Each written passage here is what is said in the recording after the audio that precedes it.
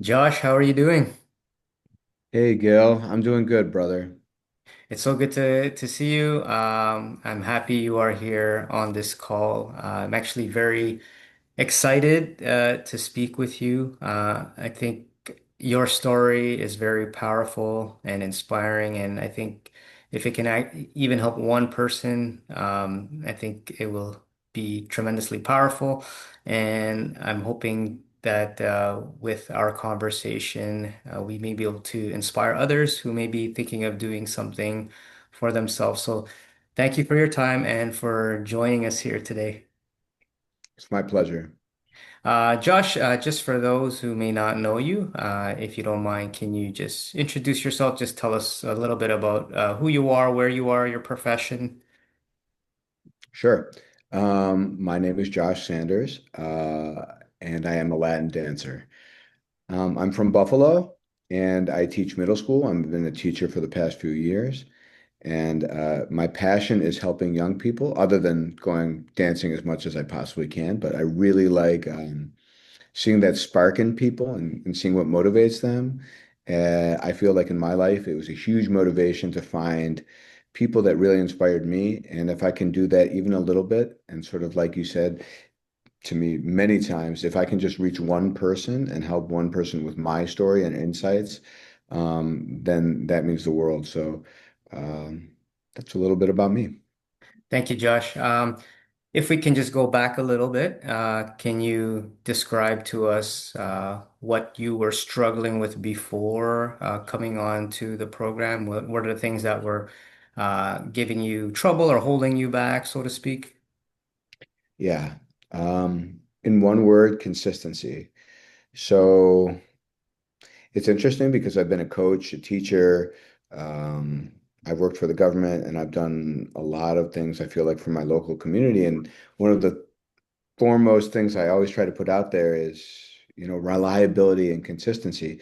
But when it would come to my own self-care, I would kind of let things go by the wayside, physically, mentally, emotionally, and I'd hit these cycles. I'd be really, really good for a long time. For a few months, I would go hard. I'd train for marathons and I would run like 1,200 miles a year. And I'd be super proud of that, especially because of where I was coming from, physically and mentally. So I would do that, and then something would change. The ship would turn around, okay? And whether it be stress from work or not being able to sleep or just getting sick, getting COVID and throwing me out of my routine, I would get into this sort of cycle of chaos. And eventually, I knew that I just couldn't I wasn't willing to let myself get into these cycles. And if I'm honest, I think the last year was probably the lowest point that I've ever been physically, mentally, emotionally. I was somebody that prided myself on being a college athlete, prided myself on always running and loving to lift. I get enjoyment out of it, which is, for me, I see that as a real gift because not everybody likes that kind of stuff. But yeah, I've always loved it. And then last year, I probably put on 50 pounds. I went from running 140, 120, 140 miles a month to nothing for 6, 7 months. And not only that, I was eating pizza rolls. And I mean, when I say pizza rolls, I mean I was eating 50 Totino's pizza rolls for a meal.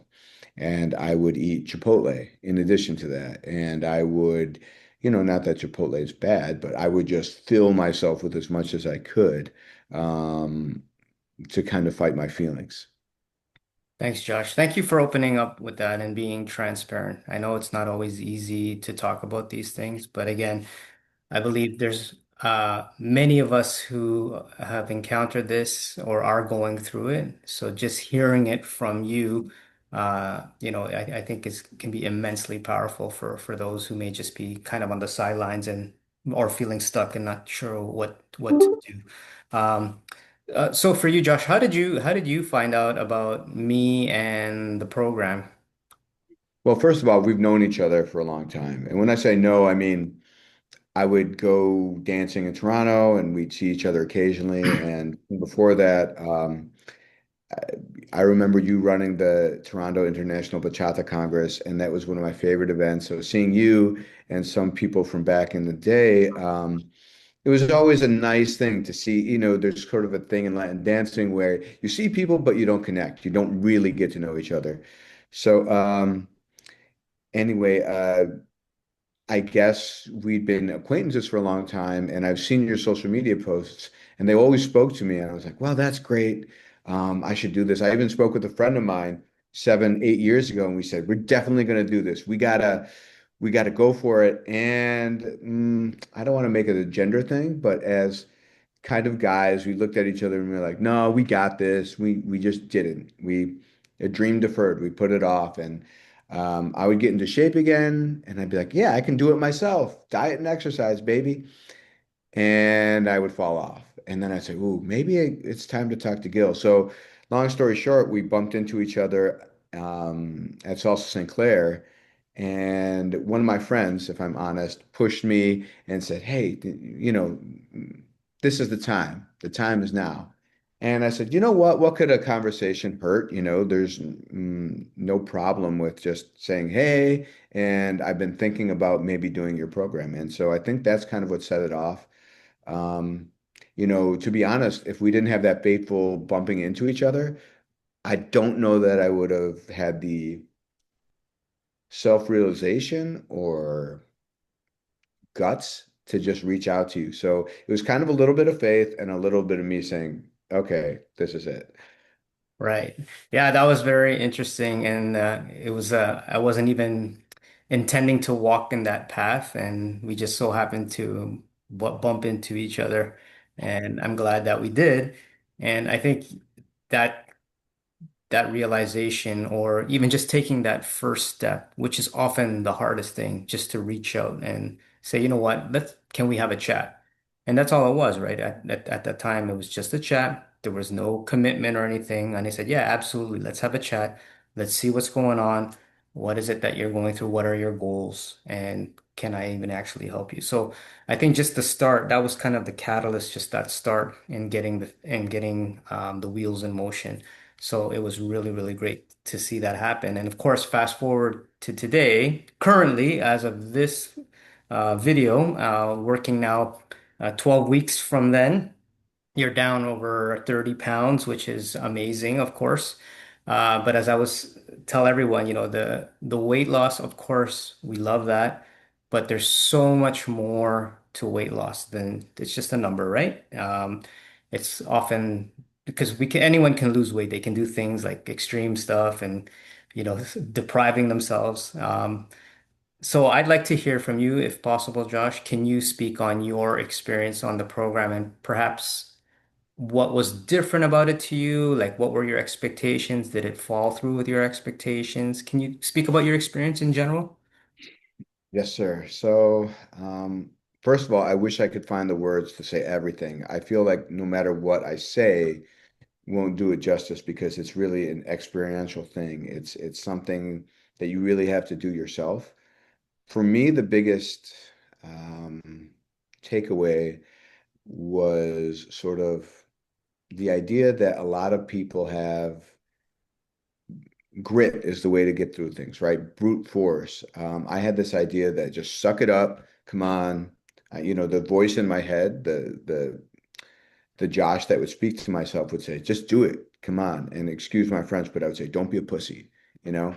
Um, get down to brass tacks. You've done it before, just do it again. And that was not cutting it. So I would say that idea that I had before was replaced with systems, like a nice, a good process for really, looking honestly at myself, which, um, I, to be clear, I feel like even though I would tell myself certain things about nutrition, diet, fitness, they weren't exactly correct. I mean, not just the lies that you would see. For instance, even in your post, you'll say things like, "How much did you really eat?" Or people will blame things on genetics or your metabolism is just slow or my age, right? So it took a little bit of like a moral inventory to say, look. let's weigh this. Let's actually see how many grams of carbs I'm eating, or let's actually see how much fat I'm getting. And to look at what I was doing every day and to know, okay, I'm going to take a picture of it.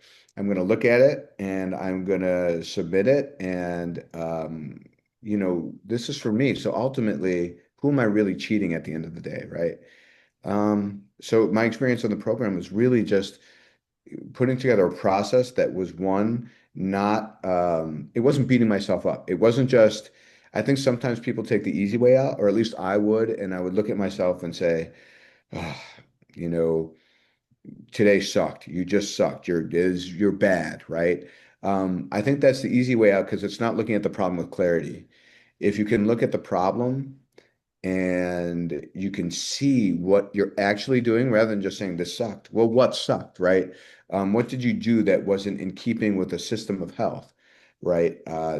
Did you eat multiple snacks that are, let's say, your problem foods? You know that what your foibles are. We all have certain things in life, right, that are our vices. So did you just overindulge? What did you overindulge? How much and when? And so actually looking at those processes, those procedures that I would do every day, those like, okay, I'm done with a run. Now I'm going to drink some Gatorade. All right. And maybe I'll just eat a little bit of chips. And then a little bit of chips became a whole bag. So anyway, looking at what I'm doing, talking to a support group of guys, which I was a little bit reluctant at first. I just don't, to be honest, I may not come off as shy, especially in the Latin dance scene. I mean, see anybody out there on the dance floor, you might say, wow, that guy has no fear. He'll ask whoever, he'll do whatever on the dance floor. But to be honest, when it came to the hard work of actually saying, yeah, I did that. I ate the whole cake. Or, yeah, I was late night snacking. I did not sleep last night. And in order to make myself feel better about it, I would fill that void with eating. Yes. Um, at any rate, those systems, I would say systems, consistency, and throwing away the bad self-talk, because the bad self-talk doesn't hurt. Or excuse me, the bad self-talk doesn't help. It only kind of pushes the can down the road, kicks the can down the road. Yeah, no, thank you for that. I just had a call this week with someone who just joined, and throughout the conversation, she kept calling herself chubby and fat and disgusting. And this was her identity, right? And something that she was pushing off for so long. And explaining to her the process, just like you did, as I said, there's no judgment here. It's a judgment-free zone. But the only way I can help you is if you're fully transparent with everything. So don't hide anything. I'm not looking at things as good or bad. I'm just looking at it objectively. And whatever you may be doing, there's ways to incrementally improve it. Sure, some things may not be serving you, but it doesn't mean it's completely bad, right? We can fix that. And the way I was hoping to do with you guys is more of an addition mindset, like trying to add more positive things into your way of eating, into your life, so that it can normalize other behaviors. And I know for you at the beginning, it was, I guess, I don't want to say a slow start, maybe that's the wrong word, but it was challenging. It was difficult, and we were in communication a little bit more at the beginning, right? We would send each other messages, but it was just that I wanted to ensure that you keep plodding along, even when you have those so-called bad days, as long as you keep stepping forward, which you did, you eventually get through that. And I think that's what I really pride myself with this particular approach of our program. I'm not saying our way is the best, but I feel when people do these types of journeys, they're often left alone. Maybe they check in with someone once a week, if anything. For us, it was a daily accountability, high touch point. But again, it's just for me to ensure that you and everyone has that support. Because I have done this on my own many times, just like you. I've struggled for many years. I eventually figured it out, but it took me so long, and I don't want that experience for anyone else if we don't have to do it, right? And as I always say, there's no shortcuts to this. You still have to do the work, but I will do my best to eliminate obstacles and hopefully make you see things in a different light to make it more, make it easier for you and hopefully more enjoyable. So thank you for trusting that process and keep you showed up every day and I think maybe week three, week four, you started gaining momentum and consistency, and then it was just, all, I don't want to say down, what's the word? It just kept going from there. It was really All great. gravy. Yeah. No, so that was it was really, really good. So I guess for you, Josh, because of where you were and where you are now, so you have that experience, you can look back in hindsight. Who do you think this program could be for? Who do you think this would really benefit in your opinion?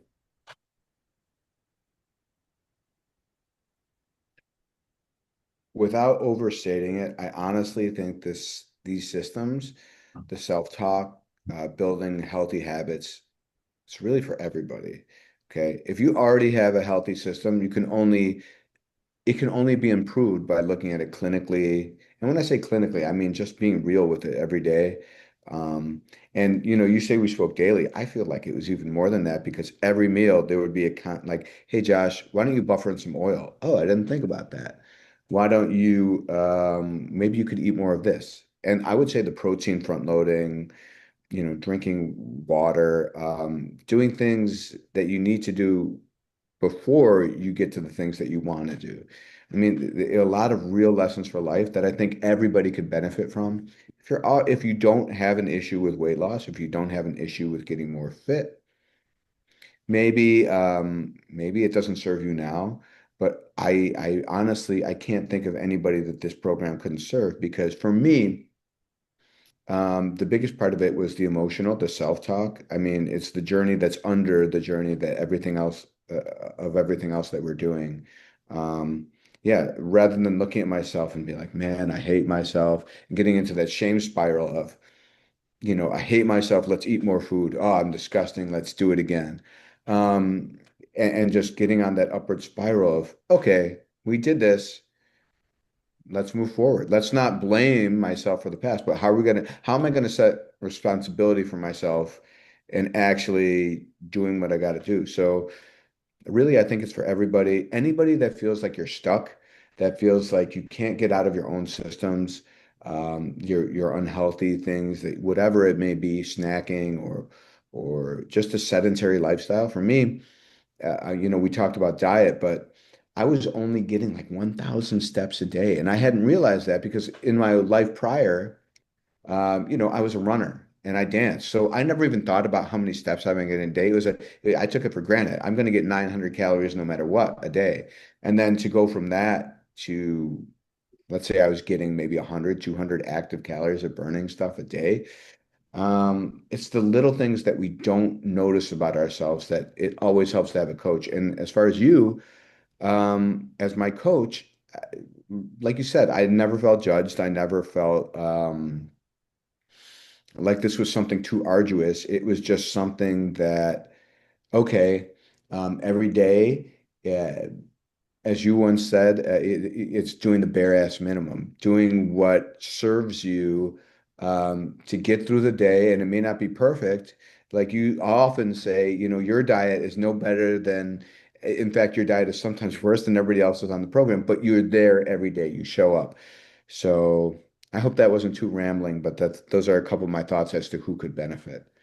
Yeah, no, no, absolutely. Yeah, maybe a lot of people don't know that I will do the program or the process with you. I'll be accountable to you, so you could see that I'm far from perfect. And as Josh said, sometimes you'd be wondering what the heck is this guy eating or drinking? And because I'm human, I don't want to be perfect. It's too hard to be perfect, but consistency, yes, that's what I'm really good at, and that's what I kind of want to impart on you guys is just being consistent, showing up for yourself every day. Even if it's the bad day, it's not the worst day or the worst day, it's not the end of the world as long as you keep stepping forward and as you said, having those systems in place so you can stay on track more or less without going so far off track. Yeah, Yeah. I mean, just to add on to what I said before, I'm just thinking a little more critically about who this might be for. I'm thinking friends, family, right? Expansively. I honestly, I mean, that I've recommended yourself to other folks, and some folks, even of their own volition, looked at my story and they were like, oh, this could be for me. But I would say if you're not ready, um, it's worth a conversation. So anybody that thinks they may not be ready, just talk to Gil. It's not, there's no, what's the word I'm looking for? There, a conversation can never hurt. And showing up for yourself, if you're somebody like me that would, without getting super psychological, I have some codependent tendencies. I'm a people pleaser. So I would take care of everybody else. I would always show up for other people, but I would put myself on the back burner. Yeah, And this kind of helped me be a little bit, not selfish, but get back into self-care, because if I can't take care of myself, I'm not going to be around. Honestly, I said I was in a bad place, but the truth is, with my genetics, and where I was, I had bad cholesterol, high blood pressure, and central body fat. So all of those things, I mean, that's metabolic syndrome. And my dad had cardiovascular issues, and I don't want to live, even if I could survive that kind of way, it's no real way to live. right, Bending over and struggling to put on my shoes every day, getting winded going up the stairs. I mean, I just would consistently ask myself, is this me? Is this the authentic me, the me I want to be? right. So anyway, if you ever have any of those thoughts, I would say, why not talk to Gil? Yeah. Yeah, I think it was Chi who mentioned just have a conversation. Not like you're going to marry him. It's just you're just having a conversation, and that's Yeah, it's right. I'm not here to force anyone to join. It's just really, can we help you? Is this something that we can help you with? And if it's so, then yeah, I can definitely explain how things work. But you're right. It's a state of mind, I think, to be ready, but oftentimes we think there's going to be a perfect time to be ready, or when this happens, I'll be ready, but that may not always come, and you'll be waiting for so long. And someone said to me, "Why wait? Like the longer you delay a change to a better you, you're losing time in your life to being that authentic you. So why would you delay that?" But I'm glad that we actually ran into each other, and then we had that conversation, I think 2 days later, and then you joined, and like it's such a short time. I remember speaking with someone who didn't join, said they're going to wait until the fall. And then they saw you and they're like, holy smokes, if I just committed then, I could have been where Josh is, right? Not even numbers wise, but just looking yeah, better, feeling better, having that confidence, all these types of things that happen in a relatively short amount of time with the right structure, guidance of obviously you showing up and doing your part and consistent. But good things can happen in a short amount of time. Again, no shortcuts, but if you apply the process and you're authentic to yourself, really good things can happen. And I'm really excited for you, Josh. Even though we've got this far, there's still more we can do and elevate for you. And I'm excited to continue that journey with you, Josh. So yeah, that's really all I had to say. I just again I wanted to have this conversation with you to share your story because of the things that you were struggling with. I believe there's many others who are in the same position, maybe don't know where to start or how to begin, or is this for them? So these conversations are so insightful, and I think can, give a lot of clarity and insight to what the journey entails, and all the amazing benefits that one can achieve through that. So thanks so much, Josh. you're welcome. And, if anybody is asking themselves, why do I look at myself and I'm not happy with who I am, or all the negative self-talk, I've been there. I can't assure you, but I would say there's a good chance if you've ever had a negative thought about yourself, I've been there too. So, um, you know, I would just encourage people to give it a shot. You're worth it. Thanks, Josh. We'll continue this journey, and maybe we'll do a part two in the future. Definitely. Thank you so much. We'll see you All soon. right. Thanks, Gil. Take care.